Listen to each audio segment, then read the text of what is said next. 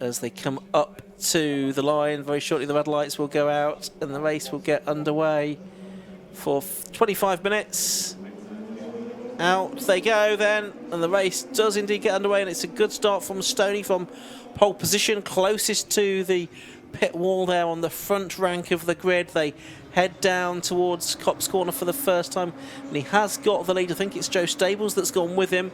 Leon Morel a little bit further back in third place as they turn their way through Copse and out towards Beckett's for the first time. And it looks like it's Doug Carter in fourth, and then the rest of the field in fifth. Stephen Bell, I don't think, has made a particularly good start to that race. We'll see where he comes through. His black car's a bit further back than we might have expected, but the first three already beginning to get away from the rest as they make their way through Loughborough and towards Woodcote for the first time.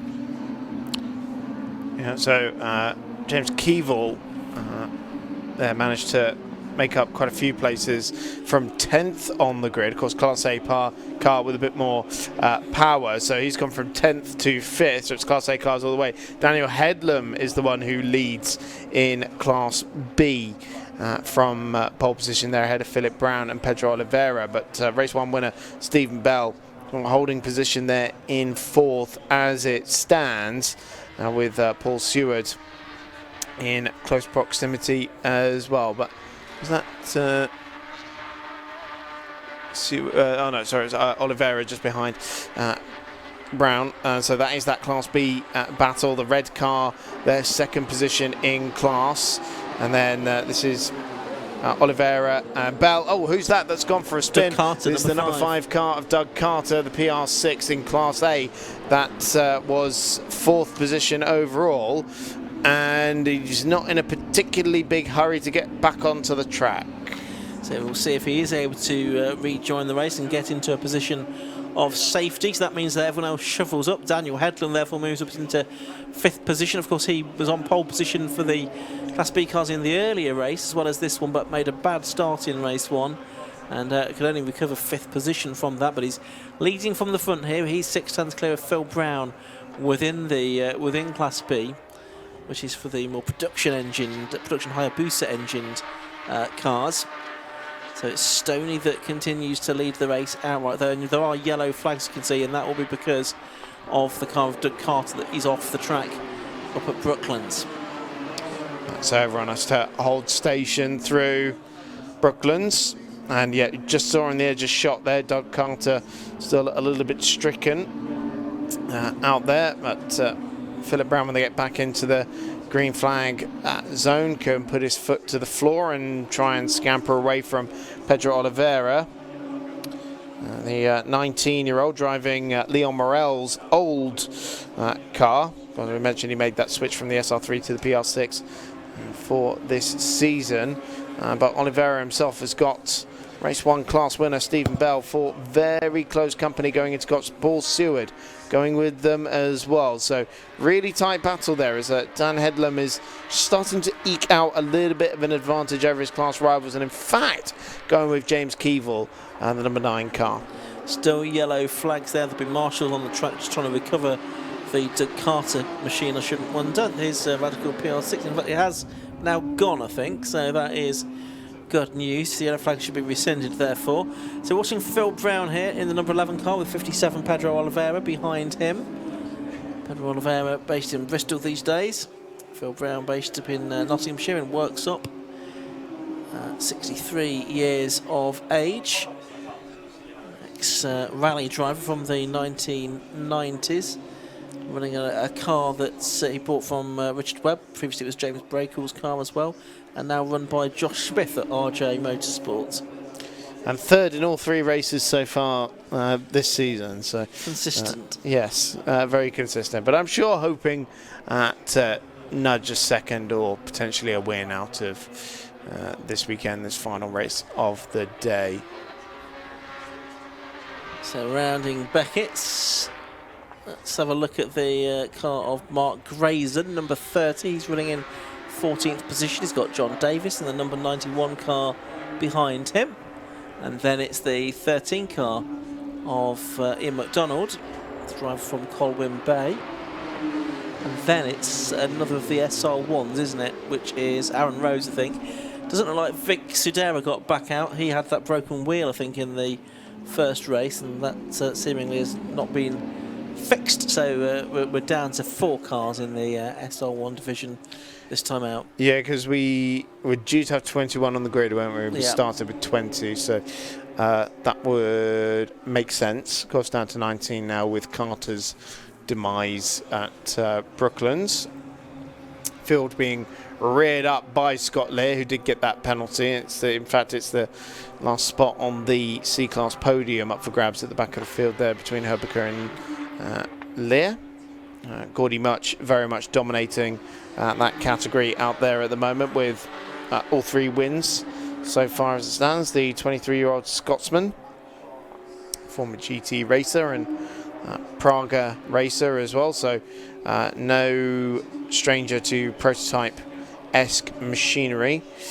And change for position in 4th in Class B, Paul Seward through on race 1 winner Stephen Bell. So Bell's not quite got the same amount of pace that he was showing out there this morning. No, I mean, that was the first win, and he was saying, well, you know, it's satisfying to work your way up towards the first win and then hopefully do that consistently. Well, he's not doing it in this race, I don't think. Not on current form. He's about 5 seconds or so off the leader in the class, Dan Headlam, in the number 55 car. There's Leon Morel, our reigning champion, multiple bike sports champion, in the number 1 car. He is about 9 or 10 seconds behind the leader, Shane Stoney now. Stoney leading stables by 6 seconds or so. So 54.120 is Shane Stoney in this race. Not as quick as he went in race 1 when he did a 54.008. We were wondering if we'll see a sub 54 second lap today from Stoney. Still a possibility, I guess. Yeah, it was blitzing pace he had this morning, wasn't it? As we've got the number 18.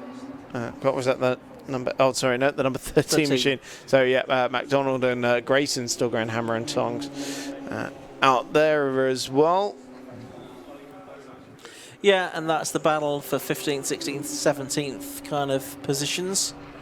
One of the closest battles in this race at the moment. So that includes the Class C car around Rose, doesn't it? Speaking of Class C, Scott Lear just nabbed that last spot on the Class C podium from Stephanie Herbeker. So here's Grayson, number 30 then, just ahead of McDonald and Rose now. Rose in the SR1, the number 8 car. Oh, and it's a challenge there from McDonald on Grayson, but he ended up going too deep into the corner. You can just see the SR1 behind. Slightly smaller car, I think, the SR1 than the SR3s that he's racing against, and not as powerful. And of course, new addition for this year in the Radical Club Challenge. Oh, and off for the Petronas car. Which number is that? I just couldn't quite see the number. It's a really distinctive livery, and I saw it in the garages earlier this morning. It didn't think to write down the number. 37 we can see now. Yeah. So that is the car of Scott Lear, isn't it? So he's just taken that class podium and giving it back to Stephanie Herbeker. So she's now back up to 18th and 3rd in Class C for the SR1s. So another car that's sort of come to a halt at the same part of the circuit, really, as Doug Carter earlier on.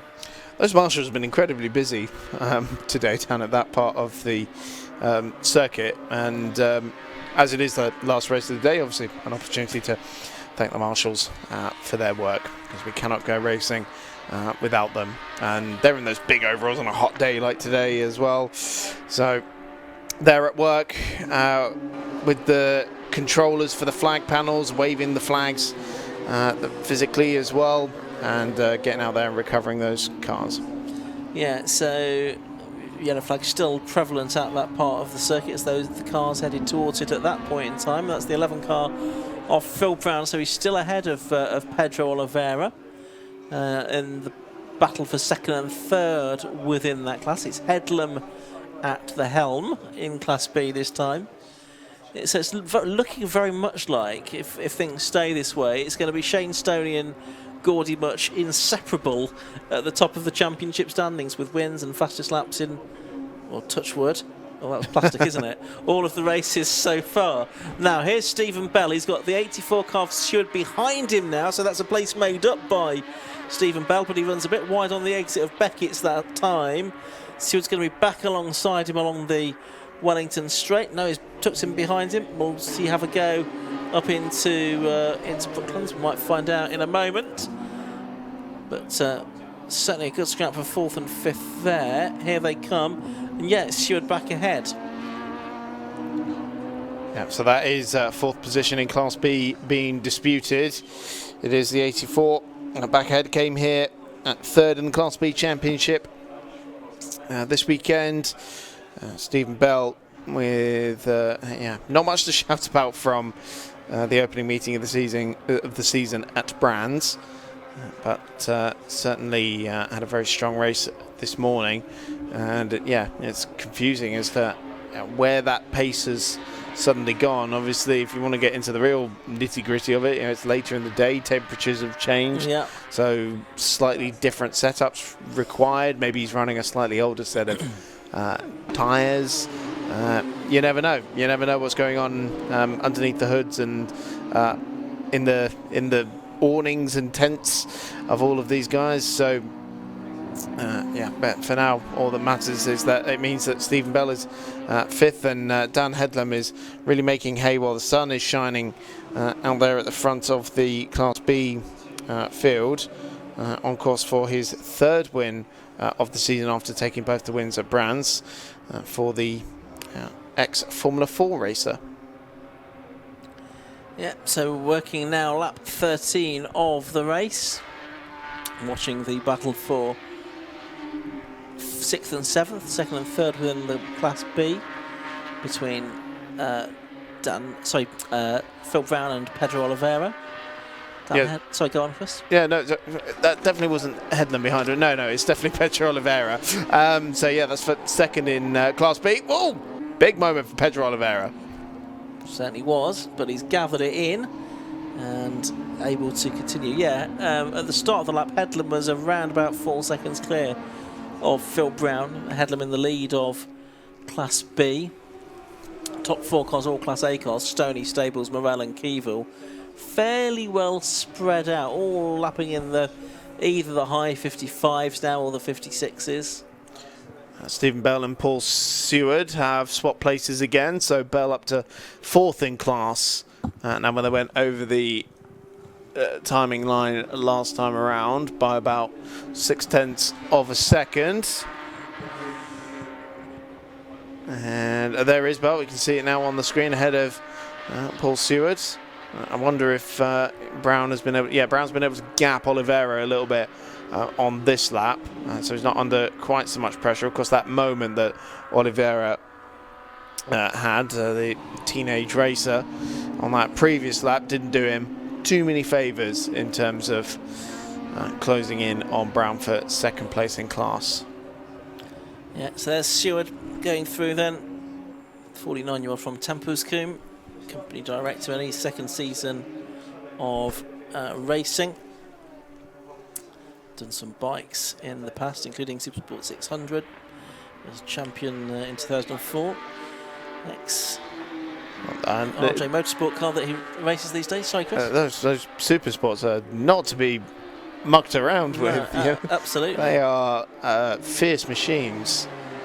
So number 9 machine there, James Keevil, has a little bit of traffic between himself and Dan Headlam, and then you can see the white car with the red trim on it, so there's only one car between himself and Keevil now. So their line astern in terms of the timing order, of course different class of car, and so Headlam, if he were to pass Keevil, wouldn't actually get any extra points for it. It's the points you score in class that go towards an overall table. That's right. And I think it's, I'm just going to check actually, I think it's the worst 2 scores that drivers can drop at the end of the season, which could prove to be crucial. Less 2. So there we go. Two Yeah. scores dropped at the end of the year. It usually is in most of the 750 Miles Club Championship. So there's 12 rounds in all.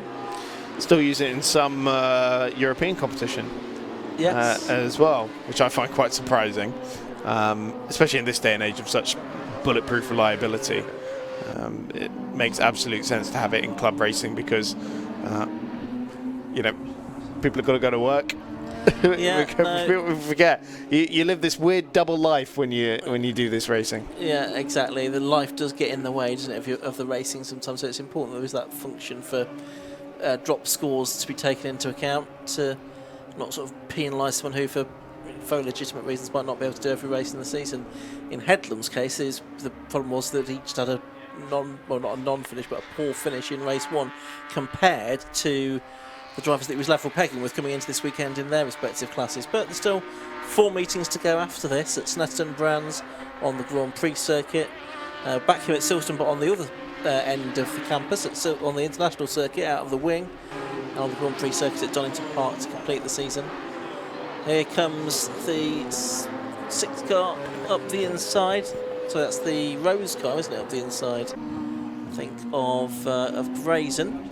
Yes, it is, to take 16th place away. Nice little move that, considering that Rose is in a less powerful car. But just if Brazen's car is not quite performing as he'd like it at the moment. I think you might be right, because he was struggling out of Luffield there quite a bit. Yeah, his last Grazen. Last lap was 1:02.89, and compared to his best of a 1:00.20. Yeah.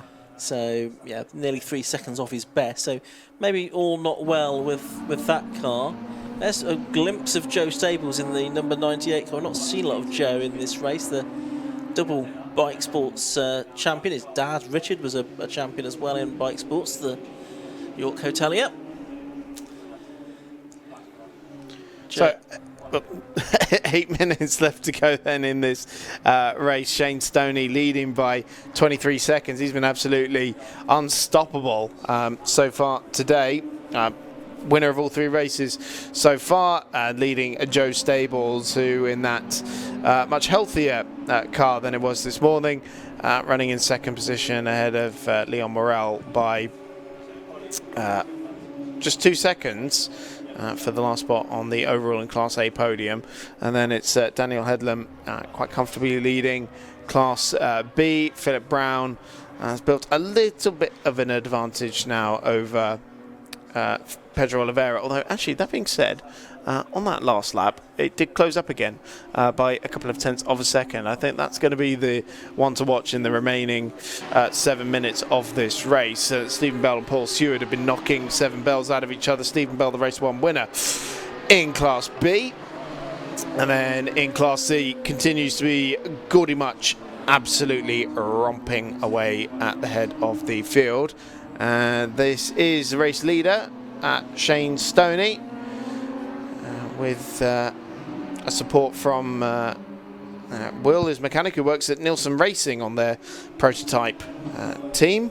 And you have to specify that now because, of course, they've got a single-seater team for the first time. Low sun now reflecting off these cars as they turn their way into Copse Corner. It doesn't make our life any easier, does it, as commentators, to spot the colours on them. Well, you said in the Type R Trophy race that drivers had their headlights on. I think that was just the sun. It may have been. It was reflecting off them, yeah. But Shane Stoney here, I mean, he's a quality driver, is Shane. You can see that from the first time we saw him racing in Saxmax with the 750 Motor Club, which is 15 plus years ago now. He was so successful in that championship. We had a little bit of a chat about the JSCC, actually. Was it the Junior Saloon Car Championship, which was sort of the successor of Saxmax. Same cars, different organiser. Really. Absolutely phenomenal stuff. I'm just thinking, actually, this light, terrible for us. Great for John Elsey out there with his camera, if he is actually here this weekend. Yeah, I believe he is. I believe he has signed on, and he was complaining at Croft, was John, that he was always in the wrong place at the wrong time. So hopefully he's been in the right place at the right time for any instance this weekend. to capture the drama of the racing around the Silverstone National Circuit. He certainly knows how to be in the right place at the right time at the awards night, normally. Yes. So hopefully he's got that same skill here this weekend. Right, this is that battle for second position in Class B that has closed right up with Oliveira all over the back of Philip Brown. We were saying Philip Brown's been third in every race so far this season, and he would dearly like to change that. Oliveira. That was probably just the sunlight, but it looked like he was flashing headlights at him in proper touring car style going down the start and finish straight. Yeah, so the gap from Headlam to Brown is about 4 seconds, but it's only about 0.3 of a second between Brown and Oliveira, although it was at the start of this lap, and they've got 6 seconds back to Steve Bell. So these two really just in their own battle. They're going to be lapped, though, by Shane Stoney here before much longer. And, of course, Stoney able to get a lap further up the field this time than he did in race 1 because we've not had the safety car intervention. So he's had the whole race to build up this advantage. He's 28 seconds clear of anybody else. And it's going to be interesting if the season continues this way, as we've got Brown now really under pressure from Oliveira. Are they going to stay side by side? They're being lapped by the race leader. And they are still absolutely together as they head down to Copse Corner. But it's going to be Oliveira on the inside line trying to get second place away and push Phil Brown back to his usual third position. And he has done it. So Oliveira has gone through. And Phil Brown back down to P3, which is kind of where he lives in the points table. It's kind of similar for Oliveira, because this would be his third second place finish of the season as well. So not quite the 4 from 4, but third one of the season after making that switch from the Mattel to the ex-Leon Morel SR3. Well, what I was going to say is you've got Stoney dominant here, 29 seconds he is now in the lead. You've got Gordy Much, who's similarly dominant, really, in the SR1 class, Class C. Not quite so straightforward for Dan Headlam in Class B, but and he did have that 5th place finish early on.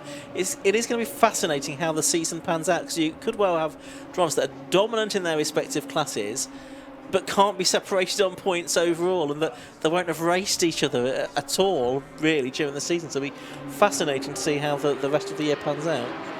Do we have, like in the sports specials, it's depending on how many entries you get, they might adjust the potentially points, yes, as well. So that's a factor. Oh, hello, spin for Ross Board. who's that? Yeah, Ross Board. So thankfully, it's a fairly harmless one, and he gets back on his way. He does. That's the driver of car number 2, Ross Board from Honiton down there in Devon. Yes, fairly harmless. But yeah, that could come into play, the situation with points in each class as the season goes on as well. But also, you're looking at who's going to have more off days, basically. Because if on a normal day you're going to be winning, then how many times the gearbox blows up or well, exactly. And someone runs into you. That's what it might come down to. I mean, what would be better is if we could get just sort of a straight fight in equal machinery between Shane Stoney and Gordy Much. That would be a more fun way to I would quite like to see that, because Gordy's too good to be driving a car of that speed. Yeah, I mean, he's doing a great job for the University of Derby team to pilot their car that they're running so well and bring it home for some excellent results. But he's a racer. He'd love to be in the thick of a fight, and he just can't do that with the, his dominance in that class. It's no disrespect to any of the other drivers in that class. Having said that, he does have a little exclamation mark next to his name. He's got a 5-second penalty for track limits, as Gordy Much. I've just spotted on our timer screen, which isn't going to change the result in Class C, I don't think. I was going to say... And stopped on the circuit now is the number 15 car. That's Dean Hudson, and he was in 13th position. So he stopped out on circuit on the Wellington Straight as well. We're into the last minute of this race. Chris is just studying his timing screen. Yeah, I'm just trying to work out the 1 minute gap that Gordy Much has in class. I don't think the 5 seconds are going to impact him too much. No, that's few. Here's Shane Stoney.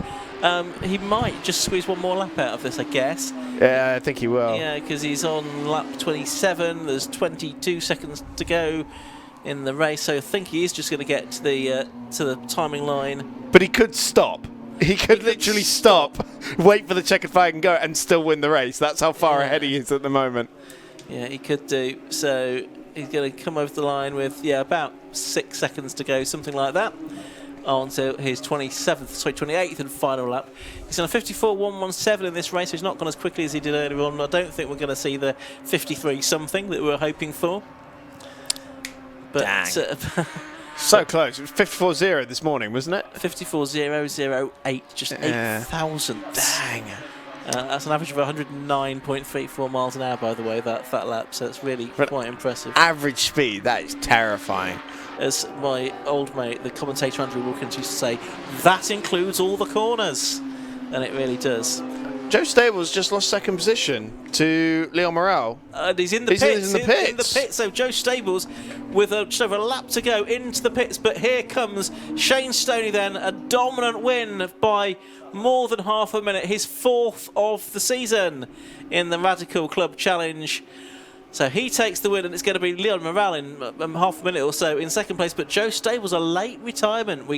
As we were noting he dropped down the order, we heard his car come past our commentary position in the pit lane. And Joe Stables has not had the happiest of days. He's not had a happy season so far. Effectively, he's not had a finish yet this year. No. Because he was in the invitation class. He was moved to the invitation class at Brands, and he's had 2 DNFs here. So, that's a great shame. Well, that will promote James Keevil for his 2nd podium of the season, adding on from his 2nd place finish at Brands Hatch in race 2. So Daniel Headlam takes the Class B win, and Oliveira did get 2nd position in that class ahead of Philip Brown, as we mentioned earlier. So that is for 2nd and 3rd the same finishing order, but this time with Dan Headlam at the head of the Class B field. Yeah, and he has just taken the checkered flag. Yeah, and let me just make sure that Gordy Much has been able to take the Class C win. Several, about half a minute ahead. So I think he got away with that. He could have exceeded a few more track limits if he really wanted to. He could have done, I think. We don't encourage that behaviour. I'll quickly run down the top 10. It was Shane Stoney, number 89, the race winner. Number 1, Leon Morel, 2nd. Number 9, Jamie Keevil, 3rd. 4th then eventually will be Dan Headlam in the 55 car. 5th will be 57, Pedro Oliveira. 6th will be 11, Phil Brown. 7th will be 86, Stephen Bell. 8th will be 84, Paul Stewart. 9th, the 24 car, Ian Charles. And running out the top 10 will be Ross Bourdar. Class winners will be Shane Stoney, they will be Dan Headlam, and they will be Gordy Much. Those are down there in pit lane. Just before we hand down to them, Chris, some final thoughts from you for today? Yeah, absolutely fantastic day here at Silverstone. It's been a wonderful day. We've been blessed with the weather, great racing. Shout outs to the MX5 Cup, the Classic Stock Hatch, and the low costs as well, which have been absolutely thrilling. But do come back tomorrow, because we've got yet more racing and the debut of the Absolute Alignment Swift Sports Challenge, brand new for 2025. You are not going to want to miss that record-breaking car making its competitive debut. No, we'll look forward to that tomorrow. So a quick thanks from me to all of the Alpha Live team for their hard work today in some trying circumstances at time, and thanks of course to all of the marshals and officials who've helped to make today's racing possible. We'll be back with you tomorrow around about 10:15 for the first race at 10:20, but we'll hand down now to Kieran Mogg for the final time today. 2nd race of the day for the Radicals, and a 2nd win for Shane Stoney. To having a drink here, I'll just let you have a quick sip of that before we have a quick chat. Yeah, just saying that there was a bit of an issue you had for the second half of the race. Second half of the race, it just seemed to be missing every now and again. It seemed to be getting worse, so it seemed electrical. So I don't know exactly what it was yet. We'll have to have a look. It's something seems similar to what we had last year, so maybe something's not happy in there somewhere. So we'll have to have a look. But yeah, other than that, the car's.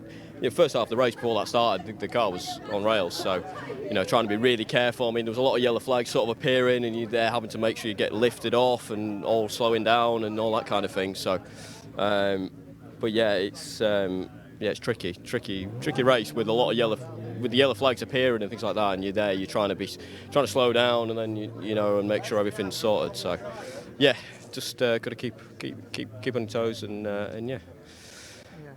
I mean, obviously, 2 races, 2 wins. You can't really ask much more than that. I mean, you had the pace of just, it was ridiculous.